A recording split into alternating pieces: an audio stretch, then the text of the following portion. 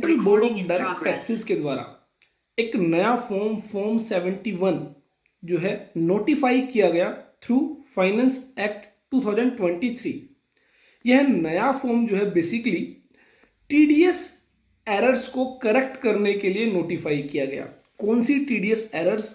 वो TDS errors जिसकी वजह से काफी सारे जो टैक्स पेयर्स को जो है उनका इनकम टैक्स रिफंड मिलने में दिक्कत आती थी।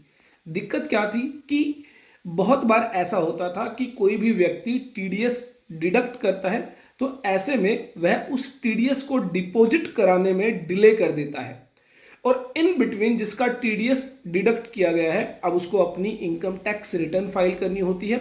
वो अपनी इनकम टैक्स रिटर्न फाइल कर लेता है और ऐसे में वो टीडीएस क्लेम नहीं कर पाता जो डिडक्टर के द्वारा टाइमली डिपॉजिट नहीं किया गया और ऐसे में उस टीडीएस का जो नुकसान है वो डिडक्टी को भुगतना पड़ता है क्योंकि उसका टीडीएस तो डिडक्ट कर लिया है, डिडक्टर तो अब उसे पेमेंट करने वाला नहीं है और डिडक्टर ने जो टीडीएस लेट डिपॉजिट किया है उसकी वजह से इनकम टैक्स रिटर्न रिवाइज करने का भी जो टाइम है वो जा चुका है। अब उस टीडीएस को कैसे क्लेम किया जाए?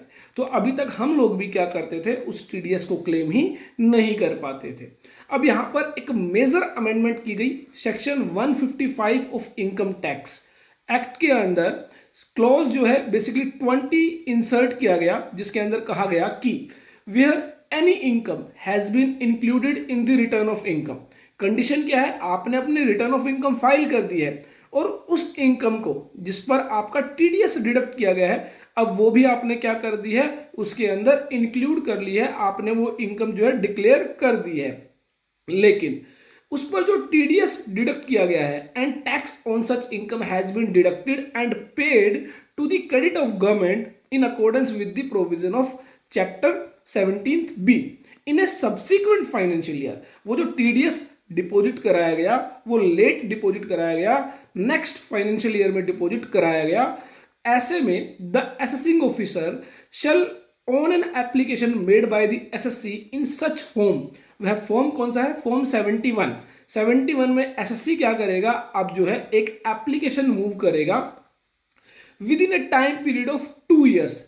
जिस साल में टीडीएस डिडक्ट किया गया है उस साल के 2 साल के अंदर जो है यह फॉर्म फाइल करना होगा और यह फॉर्म फाइल करने के बाद क्या होगा, जो असेसिंग ऑफिसर है उसने जो भी आपकी इनकम टैक्स इंटीमेशन जो भी आपका जो प्रोसेस किया है आईटीआर रिटर्न को, उसको वो क्या करेगा, फिर से अमेंड करेगा अंडर सेक्शन 154। सेक्शन 154 में जो है basically income tax rectification file की जाती है और वह रेक्टिफिकेशन के अकॉर्डिंग अब आपका जो इंटीमेशन ऑर्डर है उसको फिर से चेंज किया जाएगा और जो टीडीएस का क्रेडिट आप नहीं ले पाए थे वो क्रेडिट आपको दिया जाएगा और आपको जो है आपका इनकम टैक्स रिफंड मिल जाएगा। इसके रिगार्डिंग रूल 134 जो है वो इंसर्ट किया गया।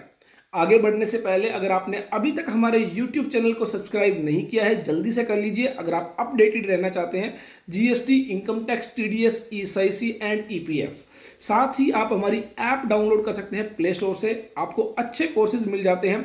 अगर आप टीडीएस रिटर्न फाइलिंग सीखना चाहते हैं या फिर ईएसआईसी, ईपीएफ रिटर्न फाइलिंग सीखना चाहते हैं, आप सीखना चाहते हैं income tax, GST, corporate laws की कंप्लायंसेस, तो ऐसे में बहुत सारे कोर्सेज आपको यहाँ पर मिल जाते हैं।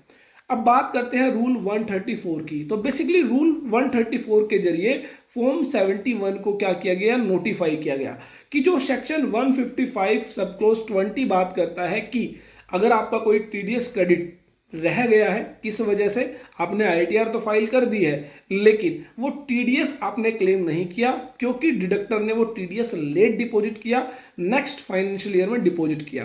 तो ऐसे में अब आप क्या करेंगे, फॉर्म नंबर 71 जो है वो फाइल करेंगे। फॉर्म 71 जो है बेसिकली आप इलेक्ट्रॉनिकली ही फाइल करेंगे, हालांकि अभी तक इनकम टैक्स पोर्टल पर इसको इनेबल नहीं किया गया है, जल्द ही इसको इनेबल कर दिया जाएगा, जहां पर इनेबल होने के बाद आपको जो है एक लेटेस्ट वीडियो के साथ जो है कैसे आप फॉर्म 71 फाइल करेंगे वो आपको प्रोवाइड की जाएगी।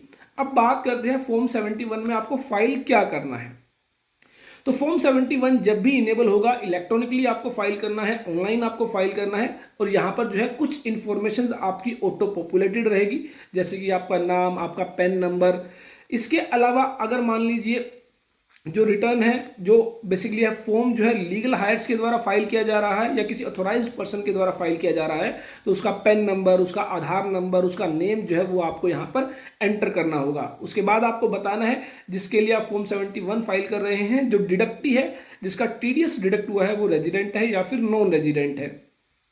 एड्रेस क्या है, पिन कोड नंबर क्या है, मोबाइल नंबर क्या है, रेलिवेंट असेसमेंट ईयर, जिस असेसमेंट ईयर से वो टीडीएस रिलेट करता है वो रेलिवेंट असेसमेंट ईयर आपको सिलेक्ट करना है।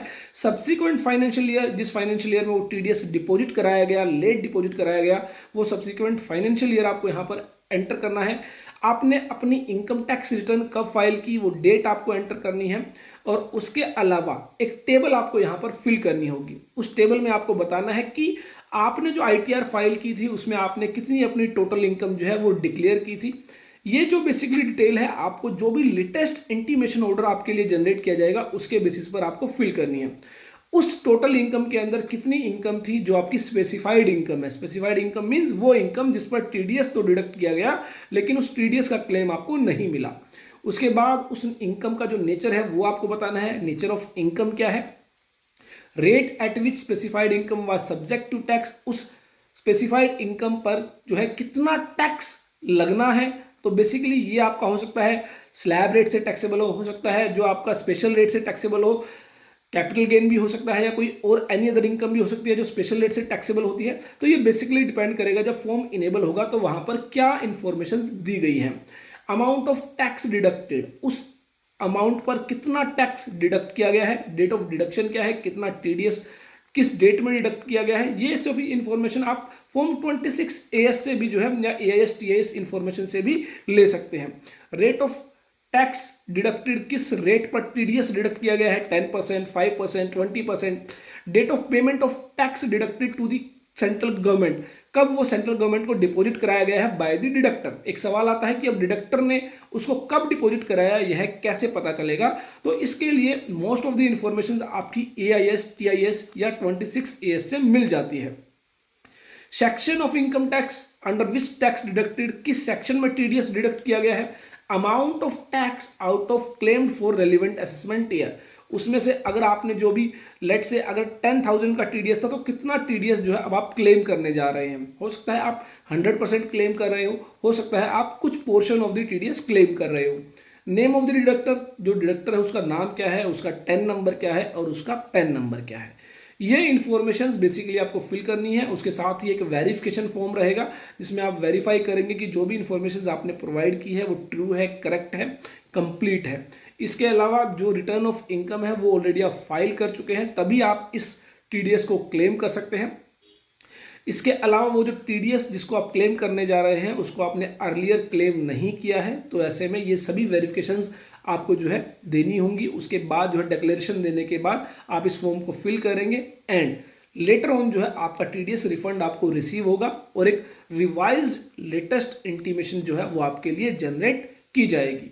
तो आई थिंक बहुत लोगों को जिनका टीडीएस लॉस हो जाता है, जो टीडीएस क्लेम नहीं कर पाते हैं, रीज़न होता है कि डिडक्टर ने टीडीएस टाइमली डिपॉजिट नहीं किया, नेक्स्ट फाइनेंशियल ईयर में डिपॉजिट किया और जो है रिटर्न ऑफ इनकम रिवाइज करने की भी डेट चली जाती है। तो ऐसे में अब उस टीडीएस को कैसे प्राप्त करें, तो यहाँ पर एक जो है बहुत बड़ी प्रॉब्लम सोल्व की गई है बाय दिस फॉर्म। जैसे ही यह फॉर्म इनेबल होगा, ऑनलाइन कैसे फाइल होगा, वो आपके साथ जो है एक वीडियो जरूर शेयर की जाएगी। आई होप मेरी ये वीडियो आपके लिए यूजफुल होगी। देखते रहिए, लाइक करते रहिए, शेयर करते रहिए हमारे YouTube channel all about taxes को।